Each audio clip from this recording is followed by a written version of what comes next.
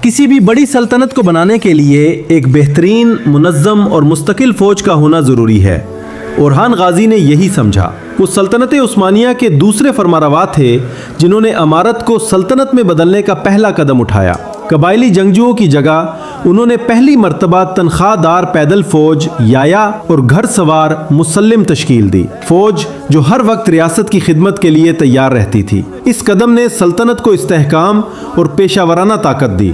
انتظامی انقلاب بھی ساتھ آیا۔ ان کے بھائی علاء الدین پاشا کو پہلا باقاعدہ وزیر اور تاریخ کا پہلا پاشا کہا گیا۔ یہی وہ وقت تھا جب حکمرانی کا ڈھانچہ منظم ہوا، جنگی سامان میں جدت آئی، ابتدائی سیدھی تلواروں کے بعد خمدار کلچ ابھر گئی، گھڑ سوار کے لیے خاص طور پر مؤثر، اور اس کے فولاد نے عثمانی شان کو بڑھایا۔ کمان، تیر، نیزہ اور گرز، ہر ہتھیار فتح اور نظم کی علامت بنا۔ اورحان غازی نے صرف فوج تشکیل نہیں دی، انہوں نے ایمان، تربیت اور حکمرانی کو ملا کر ایک ایسی طاقت تیار کی جو آنے والے صدیوں میں سلطنت عثمانیہ کی بنیاد بنی۔